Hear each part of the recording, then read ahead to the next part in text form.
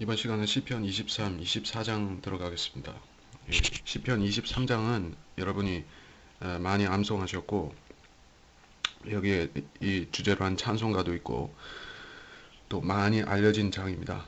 예, 이 필라델피아 시대의 믿음의 사람들이 이 험난한 선교지로 나가서 이 말씀, 이 구절들을 의지하고 많은 위로를 받았었죠. 23장은 그렇게 풍성한 위로가 있는 말씀이고 우리 그리스도인들이 말씀 안에서 은혜 안에서 재충전을 받을 수 있는 그런 구절들로 가득 차 있는 그런 장입니다.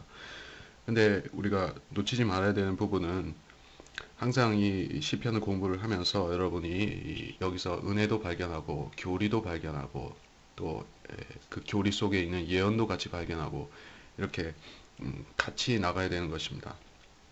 그러니까 대부분의 오늘날 이 말씀을 올바로 나눠 공부하지 않는 성경 교사들 같은 경우에는 성경 공부가 한 가지 음식, 젖이면 젖, 꿀이면 꿀 이런 식으로 달콤한 거, 쉬운 거, 잘 소화되는 거 이런 것 말하자면은 이게 영적으로 말하자면 하나의 이유식인 것이죠. 이유식. 물론 이 그리스도 안에 있는 갓난 아기들은 성장하기 전까지는 이유식들이 필요합니다.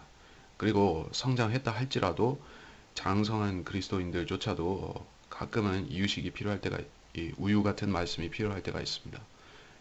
그러니까 오늘 같이 가자 얘기를 하는 것입니다. 23장에서 1절부터 주는 나의 목자시니 내가 부족한 것이 없으리로다. 그가 나를 푸른 초장에 눕게 하시며 잔잔한 물가로 나를 인도하시는도다. 그가 내 혼을 소생시키시고 그의 이름을 위하여 의 길들로 나를 인도하시는 도다. 자, 일단 여기까지. 주는 나의 목자시니 제가 주석에 잘 써놨죠.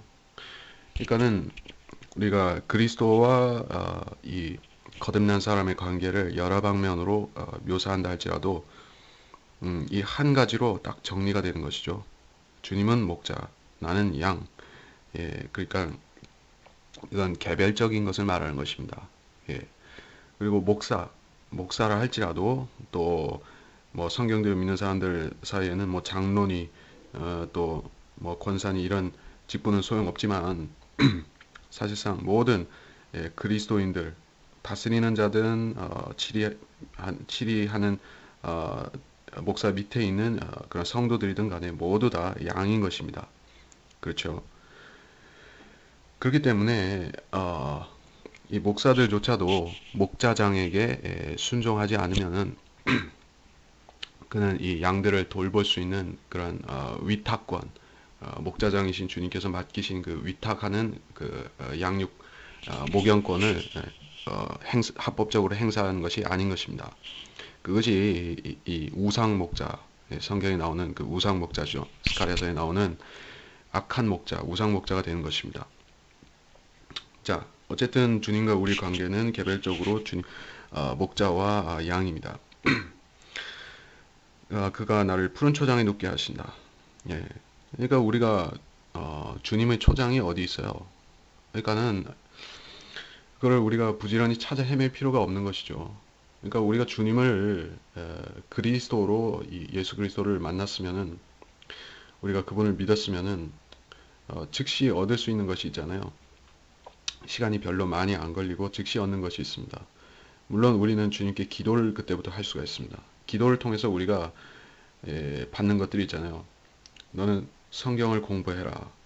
그렇죠? 주님께서는 우리한테 더 좋은 것을 주시기 위해서 거기에 주님의 포커스는 있습니다. 주님께서는 우리가 필요한 것들을 다 아시지만은 정말 우리에게 필요한 것이 무엇인지를 주님께서는 잘 알고 계십니다. 그것은 바로 하나님의 말씀입니다. 말씀이 우리 마음에 심겨지면은 다른 것들은 별로 중요하지가 않은 것이에요. 육신의 필요들, 그거는 2차, 3차적인 것이고 가장 중요한 것이 말씀입니다. 말씀이 심어지면 그리고 그 말씀에서 열매가 나오면 그때 우리는 영적으로 정말 풍성하게 되는 것이고 그러면 사실 별 문제가 없습니다. 그래서 말씀의 푸른 초장에 눕게 하신다. 또 잔잔한 물가로 인도하신다. 그래요. 이 말씀의 꼴, 그리고 이 생수인 말씀, 그걸 우리가 먹어야 되고 또 마셔야 되는 것이죠. 또 그 말씀은 우리를 씻기기도 하는 그러한 말씀이신 것이죠. 예, 주님께서는 우리를 계속해서 씻기십니다. 말씀의 물로 씻기시고 또 이 어린 양의 피로 씻기십니다. 예, 그 둘 다 우리를 죄에서 정결케 만드는 힘이 있습니다. 예, 우리는 둘 다 말씀의 물 그리고 어린 양의 피 둘 다로 주님께서 우리를 씻어 주시도록 우리를 맡겨 드려야 되는 것입니다. 인도하시는도다. 3절 그가 내 혼을 소생시키신다. 혼을 소생시키신다. 그렇죠? 이 말씀이 하는 일이 무엇인 것이요? 우리 안에 처음 들어오셨을 때 이 말씀은 이 죄의 몸 가운데에서 기진맥진에 있는 우리 혼을 살려주셨죠. 그렇죠? 이게 우리의 본질이 영적으로 말해서 우리 본질이 변화가 된 것입니다. 소생한 것이에요. 성령이 들어오시니까 우리 영도 살려주시고 우리 안에 이 죄 때문에 짓눌려 있는 우리 혼도 소생시켜 주신 것이죠. 그래서 주님께서는 이제부터 우리의 혼의 감독이다, 비샵이다, 비샵. 베드로전서 2장 25절에 말씀하셨죠. 내 혼의 감독이시라. 주님께서 그런 우리의 혼의 감독. 감독은 목사의 다른 말입니다. 그리고 목자, 목사, 감독 같은 말이죠. 그러니까 우리가 거듭났으면은 우리가 주님께서 우리 혼의 목자가 되셨다는 감독이 되셨다는 말이에요. 예. 그러니까 우리는 이 예수 그리스도라는 교회에 속했다는 뜻이죠. 예, 물론 우리가 지역 교회에 속하면은 또 이 주님께서 세우신 목자들이 또 거기에 있는 것이요. 하지만 1차적으로는 우리가 예수 그리스도의 몸 안으로 침례받으면은 주님께서 우리 목자장이 되신 것이요. 목자가 되신 것이요. 그러면은 우리는 예수 그리스도라는 교회에 속한 것이죠. 그러니까는 많은 교파들이 있고 침례교다, 장로교다, 감리교다 하지만은 결국에 교회라는 것은 성경대로 믿는 교회든지 아닌 교회든지 지역교회로 말하자면 그 두 가지가 있고 또 영적으로 말하자면 거듭난 사람은 이미 영적으로 그리스도의 몸, 곧 교회에 속한 것이죠. 4절 그래서 죽음의 그림자의 골짜기라 이렇게 말했습니다. 이게 예언적으로 말하자면은 이스라엘 백성들이 이 대환란 때 겪는 이 죽음의 골짜기 통과하는 그것을 말하는 것이죠. 예, 이 우리가 개별적으로 물론 적용할 수가 있습니다. 예, 악을 두려워하지 않으리니 이 구절 말씀인데요. 이거는 정말 우리한테 구원의 보장을 주시는 말씀이잖아요. 그렇죠. 우리는 무엇을 두려워해야 됩니까? 이 두려함이라는 주제로도 많은 설교 제목이 나올 수가 있습니다. 그러니까는 사람들이 두려워하는 것은 무엇이에요? 이 거듭난 사람이 두려워하는 것이 말씀이죠. 그리고 말씀, 하나님, 그리고 그렇죠. 이 말씀에서 이탈하게 만드는 나의 죄, 이 육신의 본성, 이거를 경계하고 이거를 멀리하고 두려워해야 되는 것이죠. 그거 외에는 우리가 세상을 두려워해서는 안 되는 것이고 또 마귀를 두려워해서도 안 되는 것이고 또 구원을 잃어버릴까 두려워해서도 안 되는 것이죠. 이것이 바로 신약 성도의 건전한 생각, 바로 그 구원의 보장에 대한 확고한 믿음인 것입니다. 여러분이 이거를 소유하신다면은 이런 구절을 읽으실 적에 정말로 악을 두려워하지 않으리니가 나의 말씀이 될 수가 있을 것입니다. 자, 이는 주께서 나와 함께 계심이요. 그렇죠? 주님께서는 우리와 평생 동행하십니다. 평생 동행하시죠. 또 어떠신 것이요? 6절에서는 내 생애의 모든 날들 동안이라 이렇게 말씀하셨습니다. 그러니까 이거는 그야말로 우리한테 영적 적용을 할 때 이거는 100% 구원의 보장인 것이에요. 그러니까 수많은 이 거짓 목자들이 행위복음 전하는 사람들이 이 구원의 보장이 성경에 어디 있어? 이런 질문을 할지 몰라도 그 사람들은 실질적으로 이 구약도 몰라요. 그리고 이 신약도 아는 것이 아니에요. 그들은 어떤 두려움에 휩싸이게 하는 몇몇 구절에 거기에 꽉 잡혀서 사는 것이에요. 그러니까 모든 성경은 우리가 교리와 지식과 책망과 그 의로 훈육하는 말씀들이지만은 특별히 우리가 붙잡아야 되는 것이 우리 믿음의 확신을 위해서 붙잡아야 되는 구절들이 있어요. 그것은 이런 은혜의 말씀들인 것입니다. 그러니까 성경을 진짜 뭐 이렇게 뭐 박사급으로 잘 몰라도 괜찮아요. 예, 성경을 뭐 그렇게 연구하고 통달하고 그렇게 못해도 괜찮아요. 그렇게 시간적으로 못하는 사람들이 있죠. 근데 한 가지 명심해야 될 것은 이 은혜의 말씀은 확실히 붙잡아야 됩니다. 그러면 여러분이 지식이 없어서 무너지고 이렇게 위기에 처할 수 있는 그런 상황이 될지라도 결국에 이 은혜의 말씀의 이 힘 때문에 능력 때문에 여러분이 이 믿음의 길에서 이탈하지 않고 또 거짓 교리로 빠지지 않고 견뎌낼 수가 있는 것입니다. 자, 그래서 주의 막대기와 주의 지팡이라 이렇게 말했습니다. 이거는 징계의 의미잖아요. 징계죠. 이거는 이 양들한테 있어서는 이거는 두려움이죠. 막대기와 지팡이라. 저거는 나를 때릴 수도 있는데 이렇게 되는 것이죠. 그러니까 사실상 그리스도인들이 주님께로부터 받는 징계라는 것은 주님께서 그렇게 행사하실 수밖에 없는 것이에요. 그러니까 우리가 정말로 사도 바울 같이 또는 자기 육신을 온전히 주님께 내어드리고 이렇게 동행한다 할지라도 우리 안에는 죄성이 있기 때문에 어, 언제든지 우리는 교만해질 수가 있는 것이고 언제든지 우리는 말씀보다 자기를 더 내세울 수가 있는 것이에요. 그런 육신적인 속성들이 있기 때문에 징계라는 것은 어떻게 보면 필연적인 것입니다. 누구도 피해갈 수 없는 것이에요. 그 징계를 조금 받느냐 아니면 많이 받느냐, 빨리 깨닫고 그것을 얼른 통과하느냐 아니면 미적미적 되면서 징계 위에 징계를 더 받느냐, 그런 차이가 있는 것입니다. 결국에 이런 막대기와 지팡이가 나를 위로한다. 이게 모순처럼 딱 보이는 구절이잖아요. 그건 나를 때리고 그건 나를 이렇게 후려치는 것인데 어떻게 나를 위로하는가. 근데 하나님의 방식은 그런 것이에요. 그러니까는 징계가 있어야 회복이고 또 넘어짐이 있어야 또 일으켜 세워짐이 있잖아요. 예. 그러니까 그런 것이 반복되면은 좋지 않지만은 이 경험하는 것 자체, 자기가 넘어졌다가 일어서는 것, 그러니까 주 안에서 말하는 것입니다. 예, 거듭나기 전에 그걸 말하는 게 아니라 주 안에서 거듭난 후에 이런 실족하고 회복되는 과정이 있었으면은 그거는 나한테 위로가 된다고요. 나한테만 위로가 되나요? 나를 위로하심이라. 나도 위로하고 다른 사람도 위로할 수가 있습니다. 이 간증이라는 게 왜 간증인데요? 이 성도들이 간증이라는 의미를 이 많은 교회에서 제대로 모르잖아요. 내가 잘 먹고 잘 살고 또 주님께서 나의 이런 물질 축복을 주셔가지고 내가 이렇게 유명한 사람이 됐습니다. 한 게 간증이냐 이 얘기죠. 아니죠. 그 간증이란 것은 실질적으로 자기가 주님께 이렇게 엄청난 징계를 받았습니다. 내가 이렇게 어리석었습니다. 주님께서 나를 이렇게 채찍질 하셔서 내가 이렇게 겨우 주님 형상대로 이렇게 빚어지고 있습니다. 주님께서 나를 이렇게 다루셨습니다 하고 보여주는 것이 말하자면 이것이 진짜 간증인 것이에요. 그래서 진짜 간증이란 것은 자기를 내세우거나 자기가 뭐 잘났다고 하거나 복 받았다고 하거나 이런 게 간증이 아닌 것이에요. 결국에 자기 징계를 이렇게 다른 사람들이 보여주면은 다른 그리스도인들이 위로를 받잖아요. 나도 그랬는데 나도 징계 받았지. 근데 저 사람은 회복이 됐구나. 주님께서 결국에 선한 길로 온전하신 길로 인도를 하셨구나 하고 듣는 사람들이 위로를 받는단 말이에요. 그것이 참 간증이죠. 그리고 자, 5절에서 원수들의 면전에서 내 앞에 식탁을 마련하시나이다.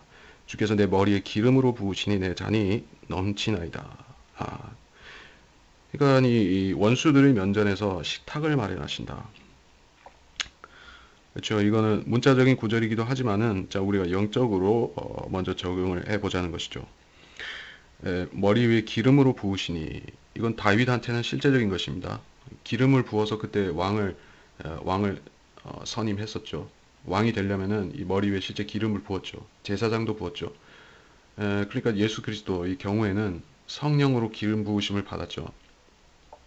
예, 이게 시대적인 뭐 올리브 기름 같은 걸 주님 머리 위에 부은 게 아닙니다. 그러니까는 이 기름을 붓는다는 거는 말하자면 성령하고도 관련이 있고요. 이 신약 그리스도인 우리에게 적용한다면은 우리가 구원받은 것을 이렇게 표현할 수 있는 것이죠. 그러니까 우리가 구원 간증이란 거는 복잡한 게 아닙니다. 내 원수들의 면전에서 그러니까 우리가 구원받았을 적에 우리의 원수가 누구냐고요. 믿지 않는 가족이 우리 원수가 될 수 있죠. 우리의 친구가 원수가 되죠. 예, 우리의 가장 가까운 사람들. 예. 그리고 심지어는 이 내 육신조차도 나한테 원수가 될 때가 있어요. 원수가 될 때가 있어요. 예, 사도 바울도 그렇게 고백을 했었죠. 그 때문에 참 우리는 구원받기 전에는 원수가 없었는데 왜냐하면 우리가 세상과 한패였으니까 마귀와 한패였으니까 우리가 다 같은 무리에 속해 있었잖아요. 세상이라는 그러한 동물원에 속해 있었죠. 그러다가 주님께서 우리를 싹 끄집어내셔서 우리를 이 양으로 만드시고 양우리로 딱 옮겨 놓으셨잖아요. 이 소수 적은 양무리로 옮겨 놓으셨잖아요. 그러니까 우리는 사방을 봐도 다 원수들인 것이에요. 심지어 가족조차도. 근데 식탁을 마련하셨다.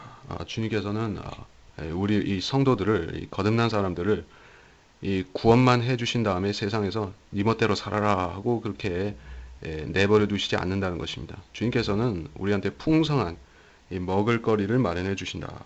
식탁을 마련하셨다. 예, 참으로 많은 것들을 주시는 것이죠. 어떤 걸 주십니까? 말씀을 묘사하는 이런 그 음식들이 많이 나오죠. 사과가 있고 꿀이 있고 고기, 젖, 빵, 생수. 예, 그러니까 우리가 이것들만 다 먹어도 우리는 이 말씀에서 모든 영양소를 다 섭취할 수가 있습니다. 예, 그렇죠. 다 이 신선 음식들이잖아요.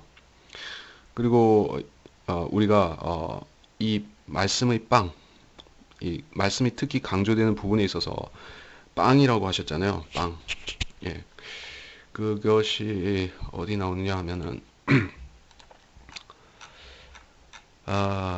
요한복음 6장에 주님께서 내가 하늘에서 내려온 빵이라 말씀하실 때 그 빵을 말씀하셨죠. 그러니까 주님 자신을 빵으로 여기서는 하나의 비유적 표현으로 말씀을 하셨는데 그러니까 주님께서 빵이신 것과 마찬가지로 주님의 인격을 대변하는 이 그 말씀들도 마찬가지로 빵인 것이에요. 우리가 고기는 매일 안 먹어도 죽지는 않죠. 우리가 사과나 꿀은 매일 안 먹어도 괜찮습니다. 예. 뭐 우유나 뭐 생수는 또 매일 마셔야 되지만은 그래서 주님께서는 자신을 또 생수라고 하셨고 생수의 샘이 솟아나리라 이렇게 말씀을 하셨듯이 이 빵과 생수는 참 기본적인 말씀인 것이에요.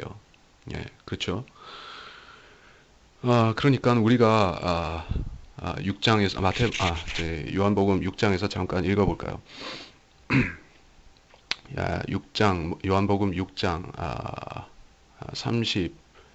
32절에서부터 그때 예수께서 그들에게 말씀하시기를 진실로 진실로 내가 너희에게 말하니 모세가 하늘에서 그 빵을 내려 너희에게 준 것이 아니라 나의 아버지께서 하늘에서 참된 빵을 내려 너희에게 주시나니 이는 하나님의 빵은 하늘에서 내려와 세상에 생명을 주는 분이기 때문이니라고 하시니라.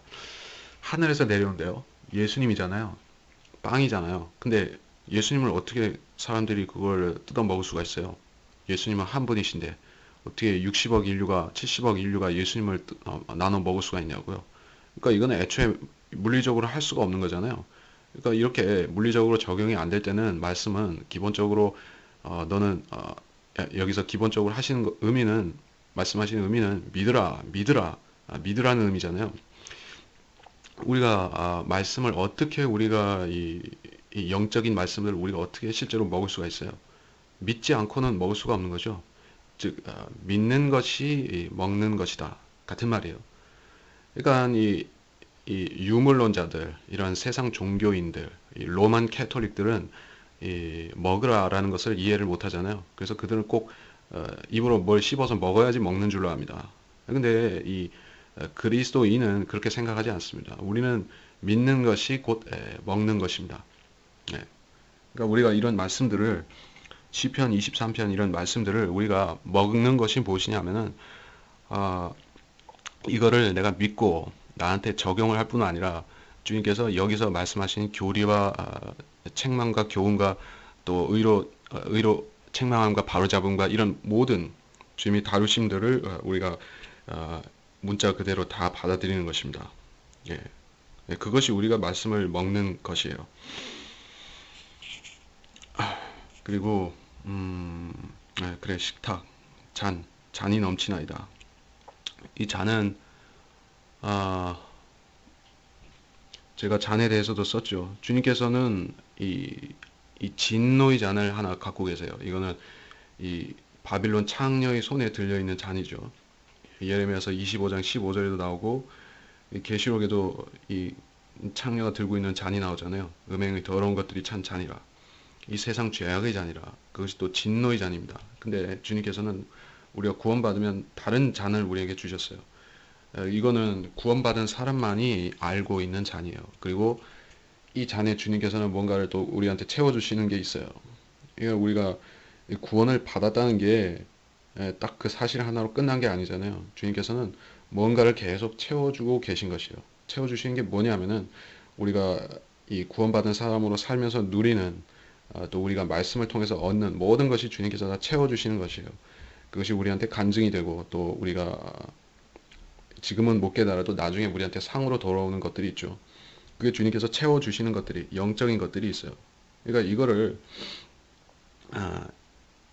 우리가 믿음으로 받을 수가 있어야 된다. 그 얘기를 하는 것입니다. 진실로 선하심과 자비하심이 내 생애의 모든 날 동안 나를 따르리니 내가 주의 전에 영원히 거하리로다. 예, 영원히 거하리로다. 그러니까 우리도 우리 집으로 가고 있죠. 예, 우리는 그 새 예루살렘에 주님께서 우리의 맨션들, 우리가 살 집들을 마련해 놓으셨죠. 우리는 그곳을 향해서 가고 있습니다. 그리고 여기서 주의 전에 영원히 거하는 사람들이 또 나오죠. 환난 성도들은 주의 전에서 거합니다. 예, 이 환난 때 구원받은 사람들은 주의 전에서 영원히 거할 것이에요. 그리고 천년왕국 성전에 대한 언급이라 분명히 말씀드리지만은 이 주의 전은 교리적으로는 이 천년왕국 때의 이 시온산 성전, 그 성전을 말하는 것이고 거기서 영원히 사는 사람들이 있다는 것이요. 우리는 천년왕국 성전에서 영원히 사는 게 아닙니다. 새 예루살렘에서 영원히 살죠. 그러니까 우리가 이렇게 은혜의 말씀들 쭉 보지만은 이렇게 교리적인 것이 하나 나올 때는 우리가 그걸 놓치지 말아야 되는 것입니다. 그래서 24장 보겠습니다. 땅과 거기 충만하는 것은 주의 것이요 세상과 그 안에 사는 자들도 그러하도다. 그래요. 이게 뭐 시적이고 은유적인 표현이다. 참 장엄한 묘사다 하고 넘어갈 일이 아닌 것이죠. 그러니까 실제적인 걸 말하는 거예요. 그러니까 주의 것이라, 주의 것이 되었다고요.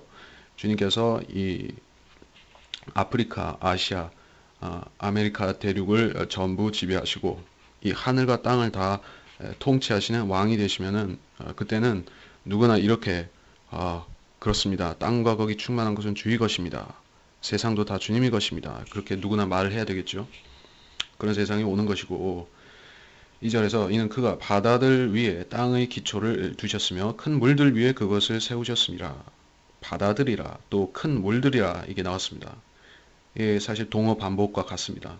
바다들이나 큰 물들이나 같습니다. 그러니까 생각해 보세요. 바다들 위에 땅의 기초가 있어요. 예? 지구를 보시라고. 땅의 기초가 있으면 그 위에 바다들이 덮고 있잖아요. 왜 바다보다 땅이 위에 있냐고요. 그러니까 이거는 지구를 얘기한 게 아니라고요. 또 큰 물들이라 했습니다. 어떤 물들을 말하는가? 성경에 나오는 기품은 이 뭐 오대양을 말하는 것이 아니요. 태평양, 대서양, 인도양 바다를 말하는 게 아닌 것입니다. 그 바다들은 땅의 기초 위에 기초 밑에 있지 않습니다. 자, 그리고 여기서 설명하는 이 스케일을 설명하는 이 그림의 스케일 구도를 우리가 알자는 것이죠. 1절에서 땅과 거기 충만한 것 세상을 말했지만은 2절에서는 그보다 더 큰 스케일로 나왔던 것입니다.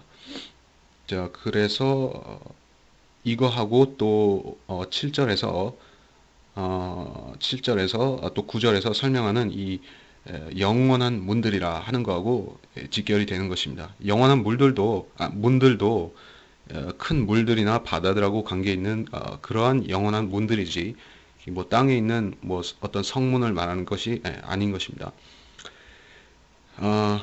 3절에서 주의 산에 오를 자가 누구며 그의 거룩한 곳에 설 자가 누구인가? 누구인가? 자, 우리가 주의 산이 어딘지, 그의 거룩한 곳이 어딘지 우리가 그 번지수를 알아야 되겠죠. 지금 땅에 있는 예루살렘을 말하는 것인데 거기가 지금 주의 산이 아니죠. 거기 이상한 이 모슬렘 모스크가 하나 서 있죠. 그리고 거기에 많은 소위 팔레스타인인들이라는 사람들이 사는데 그들은 이집트인들의 혈통을 가졌죠. 예. 그러면서 이 모하메드를 섬기는 사람들이죠. 그러니까 거기는 지금 실질적으로는 지금은 거기 주의 산이 아니지만은 이 3절에 보면 주의 산이라고요. 그리고 거룩한 곳이라고요. 예. 그렇게 바뀌었다는 얘기입니다. 그러니까 그것이 바로 이 천년왕국을 말하는 것입니다. 그러니까 우리가 이 천년왕국 교리라는 것을 뭐 대단히 이색적인 것으로 받아들이고 그런 게 성경에 어디 있어? 천년왕국이가 말도 안 나오는데 밀레니엄이라는 말이 밀레니엄 킹덤이라는 말이 성경에 없는데 무슨 천년왕국이야 하는데 사실 성경은 이렇게 시편에서는 한 구절 두 구절 걸러가면서 계속 천년왕국 얘기가 나오는데 단지 이 영적 안목이 없으면은 있는 구절도 모르고 밟고 지나가는 것일 뿐입니다. 자, 4절에서 깨끗한 손과 순결한 마음을 지닌 사람이니 그는 헛된 것에 자기 혼을 들어올리지 아니하며 거짓되에 이 맹세하지 아니하였도다. 이런 사람이라. 그러니까 진짜로 이 천년왕국에 거하는 사람들은 진짜 율법적으로 말해서 완전한 의를 가진 사람이 여기에 살 수가 있습니다. 그게 보통 사람이 사는 게 아니에요. 지금 뭐 아무개나 어중이나 떠중이나 가가지고 뭐 여기 사는 게 아니죠. 더군다나 이거는 거룩한 산, 시온산이라고요. 그러니까 시온산에는 이스라엘 사람들이 살 거 아니에요. 이방인들이 와서 거기 살겠어요? 그렇죠? 그러니까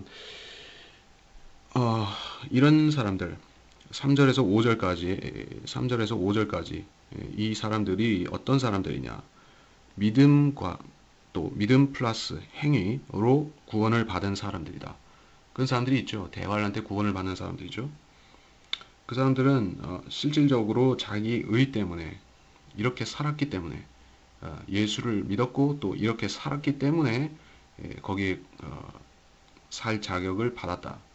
그런 것입니다. 그는 주로부터 복을 받고 그의 구원의 하나님으로부터 의를 받으리라. 그렇죠? 이 시제를 잘 보자 얘기죠. 의를 받으리라. 미래 시제로 말했죠. 그러니까는 그러니까 이 3절에서 그러니까 4절, 5절을 관계지어서 보자고요. 이런 사람, 깨끗한 손과 순결한 마음을 지니고 살았던 사람들이 하나님으로부터 의를 받으리라. 결과를 말하는 것이죠. 의를 받아서 그렇게 살았다는 얘기가 아니에요. 그러니까 이거를 영적으로 해석하면 어떻게 되냐면 우리는 예수 그리스도를 믿고 구원을 받았기 때문에 즉 5절의 이 구절을 하나님부터 의를 받은 것 이거를 신약식으로 해석을 해서 우리가 그렇게 됐기 때문에 우리가 깨끗하게 순결하게 산다. 그래서 우리는 시온산에 거할 것이다. 이렇게 해석하는 게 일종의 영적인 해석, 엉터리 해석인데 그럼 순서를 뒤집은 거잖아요. 근데 성경은 여기서 분명히 4절과 5절의 관계에서 시간적으로 대환란 때 이렇게 했기 때문에 결국에 하나님부터 의를 받았다. 결국에 구원을 받은 것이죠. 결과로서. 그러니까 우리가 성경을 그렇게 막 허투루 보면 안 되는 것입니다. 영적 해석. 그래서 구약에서 아무 구절이나 끄집어내서 이거를 그리스도인에게 영적으로 어떻게 막 요리해가지고 이렇게 저렇게 막 얽어서 하나의 교리를 만든다 하는 것은 아주 위험한 발상인 것입니다. 자, 그래서 6절에서 이는 그를 찾는 자들의 세대니 오 야곱이여 내 얼굴을 찾는 자라 셀라가 나왔죠. 이거는 재림과 관련된 이야기고 그렇죠. 교회와 관련된 것이 아니라 재림이고 또 그를 찾는 자들의 세대라 이렇게 말을 했습니다. 어, 자, 그를 찾는 자들의 세대라. 그러니까 어떤 세대예요? 의인의 세대다. 제가 시편 14편, 시편 14장 5절에서 의인의 세대 거기 언급된 거를 연결시켰습니다. 그러니까 천년왕국 때 구원을 받은 환란 성도는 물론이려니와 또 거기 들어가서 사는 자식들 낳고 사는 유대인들 있잖아요. 이스라엘 사람들. 그들을 말하는 것이요. 그 세대, 그 세대. 그래서 야곱이여 했죠. 사실 예수 그리스도여 혹은 하나님이여 해야 되는데 야곱이여 했습니다. 그러니까 주님께서 이렇게 어떤 주어가 들어가야 될 자리에 다른 말을 넣어서 표현을 하실 경우에는 우리가 딱 보고 이상한데 왜 이렇게 표현하셨지 하고 딱 보면은 뭔가 우리한테 들어오는 생각이 있어요. 내 얼굴을 찾는 자라 셀라. 예, 주님께서 천년 왕국 때 통치하시면은 어떤 왕으로 통치하실 것인가? 그분께서 미국의 미합중국 대통령으로 이 세계를 지배하실 것인가? 아니면은 러시아 대통령이 되실 것인가? 아니면 중국이나 아니면 뭐 코리아 대통령이 되셔서 천년 왕국을 다스릴 게 아니잖아요. 이스라엘의 왕이 되셔서 이 전 세계를 주님께서 이스라엘의 왕의 자격으로 통치하신단 말이에요. 그렇기 때문에 야곱을 이 천년왕국 때 사람들은 부지런히 이 야곱을 쳐다봐야 되는 것이죠. 야곱의 족속들이 있는 그 방향을 쳐다보면서 자비를 구해야 되는 것이죠. 그렇기 때문에 야곱이 들어간 거예요. 오 야곱이여 내 얼굴을 찾는 자라 이렇게 되는 것입니다. 일종의 뭐 은유적인 표현이라고 할 수 있겠지만은 어쨌든 우리가 그 의미를 캐치해야 된다는 말입니다. 그래서 7절에 너희 문들아 너희 머리를 들라 너희 영원한 문들아 너희는 들어 올려질지라 그리하면 영광의 왕께서 들어오시리라. 이 영광의 왕이 누구신가? 강하고 능력 있으신 주시며 전쟁의 능력 있으신 주시로다. 오 너희 문들아 너희 머리를 들라 너희 영원한 문들아 그것들을 들라 그리하면 영광의 왕께서 들어오시리라. 이 영광의 왕이 누구신가? 만군의 주시니 그는 영광의 왕이시로다 셀라. 자, 이렇게 끝납니다. 이 문들이 나오면서 그렇죠. 머리를 들라. 이 문들이 마치 무슨 생명이 있는 어떤 피조물처럼 언급이 됐죠. 그렇죠. 이게 하나의 시적인 표현이다. 뭐 이렇게 생각하고 넘기는 것은 부주의한 것입니다. 그러니까는 주님께서는 이 무생물도 생물처럼 부르실 때가 있어요. 그러니까 내가 이 돌들로부터 이 아브라함의 자손들을 만들 수 있느니라 하신 것 같이 이 무생물과 유생물이 상관이 없어요. 주님 앞에는 주님께서 부르시면은 이 모든 피조물이 기립하고 일어서잖아요. 예, 그렇습니다. 그리고 이 문들을 보면은 이거는 잘 보면은 우리가 이 어떤 문인가 딱 상상이 가는 것입니다. 이거는 주님께서 통과하시는 문들이 있죠. 재림 때 이 하늘에 문들이 있습니다. 그리고 또 예루살렘에 있는 동편 문이 있어요. 동편 대문이죠. 이, 크게 보면은 이 두 가지 문인데 세 번째 문이 있지만은 그거는 천년왕국 성전 문인데 그거는 지금 직접적으로 여기서 관련되는 것은 아니니까 이거는 재림 문맥이니까 어쨌든 그 두 가지 중에서 뭐냐 한다면은 1차적으로는 이 하늘에 있는 그 창문들 그 영원한 문들을 말하는 것이에요. 이 땅에 있는 이 예루살렘 동편 문을 보자고요. 여러분들 중에 이 문이 어떤 문인지 아시는 분도 있고 모르시는 분도 있겠지만은 이 문은 지금 시멘트 콘크리트로 막아놨습니다. 왜 막아놨는지 전 잘 모르겠지만은 이 1920년대 1910년대 1차 세계대전 중에 영국의 알렌비라는 장군이 이 터키 지배하였던 이 예루살렘을 탈환해서 영국 식민지가 됐어요. 이때. 그래가지고 이 알렌비 장군이 입성할 때 예루살렘 동편문으로 들어갈 수 있었는데 그것이 막혀 있었기 때문에 우회해서 다른 문으로 들어갔습니다. 예, 이때는 열리지 않았어요.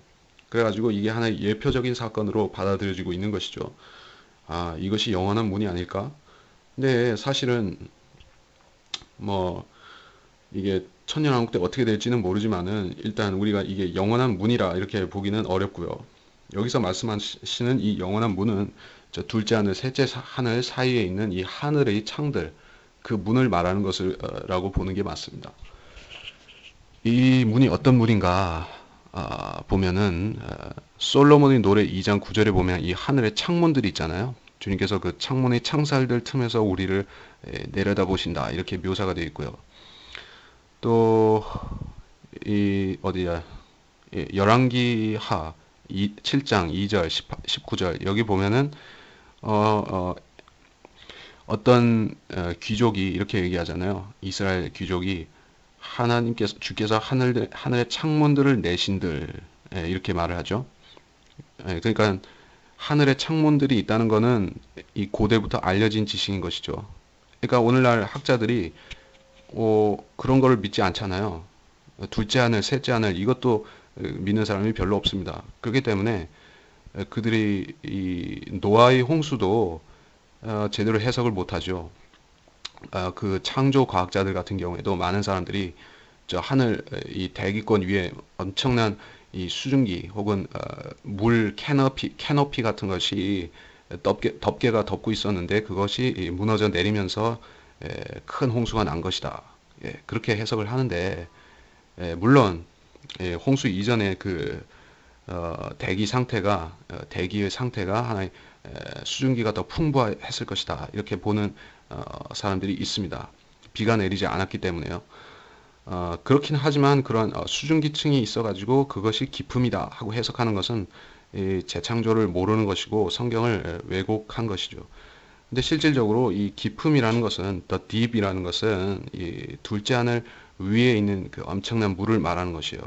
또 그리고 또 그 물들의 위에 보면은 경계 지점이 있는데 거기가 바로 이 계시록에 나오는 불이 섞인 유리바다라 그렇게 하나의 빙판처럼 묘사를 했습니다. 그렇죠? 그 때문에 거기에 문들이 있다는 얘기죠. 문들이 있어요. 그게 어떻게 생긴 문인지는 우리는 잘 모르지만은 자 그거는 말하자면 하나의 들어 올려졌다가 내려졌다가 하는 식의 그걸 어떤 문이라고 부르죠. 그러니까 옛날 성문들과 같이 이렇게 위로 열었다 내렸다 하는 그런 문이에요. 좌우로 여는 문이 아닌 것이죠. 그러니까 그 형태를 짐작해 보자면은 제가 거의 언급해 놨지만은 새 예루살렘 진주문이 아닐까, 진주문 같이 생긴 문이 아닐까 그렇게 보는 것입니다. 이 문들이 열어라 닫아라 이 명령을 받는 걸 보니까 이 문들은 하나의 살아있는 문들 같이 묘사가 되는 것이죠. 진주는 이 살아있는 유기체인 진주로부터 그 진주 조개로부터 형성이 되는 하나의 생체잖아요. 살아있는 보석, 살아있는 그러한 보석입니다. 진주라는 것은 숨을 쉬는 거죠. 그렇기 때문에 이렇게 들어라 내려라 이렇게 말했다고 볼 수 있습니다. 그래서 영광의 왕께서 들어오시리라. 영광의 왕께서 들어오시리라. 이건 주님께서 지금 셋째 하늘에서 이 대제사장이 되셔서 받으신 그 영광을 말하는 것이 아니라 물론 지금도 영광을 받으셔서 하나님 아버지 우편에 영광스럽게 앉아 계시지만은 그 영광 말고 앞으로 또 받으실 영광이 남아 있잖아요. 그것은 주님께서 이 땅에 이 시온에 왕으로 오실 때 그때 받으실 왕으로서 받으실 그 영광을 말하는 것입니다. 영광의 왕께서 들어오신다고요. 그래서 8절에 누구신가? 누구신가? 묻죠. 강하고 능력 있으신 주시며 전쟁의 능력이 있으신 주시로다. 그러니까 이 왕은 그냥 와가지고 세상을 취하는 것이 아니라 전쟁을 통해서 세상을 자기 왕국으로 취하신다. 이 말이죠. 이게 재림으로 바로 연결이 되잖아요. 무슨 전쟁을 말하는 것이냐 생각해 보면 알 거 아니에요. 그런 전쟁이 무슨 전쟁이냐고요? 아마겟돈 전쟁이죠. 그러니까는 이 전쟁을 통하지 않고서는 주님께서 이 땅의 왕으로 임하실 수가 없는 것이에요. 그 때문에 주님께서 이 대환란과 이 아마겟돈 전쟁을 거치지 않고 세상을 뭐 천년 통치하신다 하는 주장들이 있잖아요. 이 뭐 후천년주의라든지 무천년주의는 더 무식한 사람들인데 이 후천년주의라는 것은 아주 황당한 소리를 하는 것이죠. 주님께서 이 아마겟돈 전쟁으로 이 세상을 차지도 안 하셨는데 어떻게 주님께서 지금 통치를 하신다는 얘기예요. 세상이 주님께 복종하지 않고 있는데 어떻게 주님께서 복종을 시키셨다는 얘기예요. 그러니까 모든 것을 다 영적으로 풀어버리는 것인데 그렇게 되면은 성경의 90%를 해석을 못하고 그렇게 남겨놓게 되는 것입니다. 자, 그래서 실질적으로 24장에서 할 얘기는 다 했죠.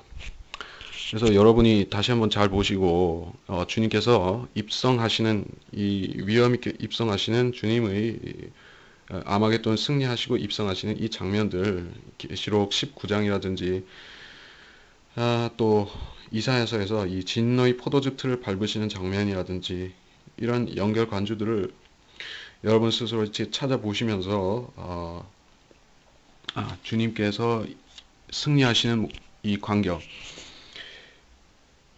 이걸 보시고 하나님께서 실제로 이 땅에 통치하러 오신다. 우리가 매일매일 이 확신을 다시 새겨야 되지만은 이 절망적인 세상 풍경들 점점 죄악 충만한 세상을 보면서 정말 그렇게 될까? 정말 그런 세상이 올까? 정말 의와 화평이 통치하는 그런 예수 그리스도의 왕국이 올까?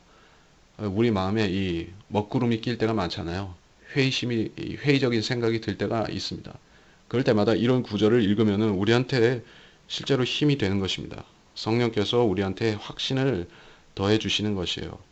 왕의 대관식에 대한 24장 말씀을 읽었습니다. 그러므로 여러분도 이 왕이신 예수 그리스도께 여러분은 지체로서 아들들로서 그리고 전체로는 하나의 신부로서 주님과 함께하는 동행하는 또 주님 안에 있는 존재인 것입니다. 그 점을 감사를 드리고 또 이 시편 공부를 통해서 예수 그리스도의 몸에 속했다 하는 것에 이 감사를 더 드릴 수 있기를 바랍니다. 마치겠고 그럼 기도하겠습니다. 주님, 이 시편 23장을 통해서 주님께서 우리의 목자가 되시고 또 우리한테 말씀의 꼴을 그리고 이 생수 같은 말씀을 공급하시는 인자하시고 선하시며 또 우리를 물샐 틈 없이 지키시는 신실한 목자라는 사실을 배웠습니다. 우리가 이런 구절들을 읽을 적에 여기에서 깊은 말씀의 은혜들을 찾아낼 적에 우리가 어떻게 이 구원을 잃어버릴까 의심을 할 수 있겠으며 또 어떻게 또 거짓말쟁이들의 이 속이는 말을 들을 수 있겠습니까?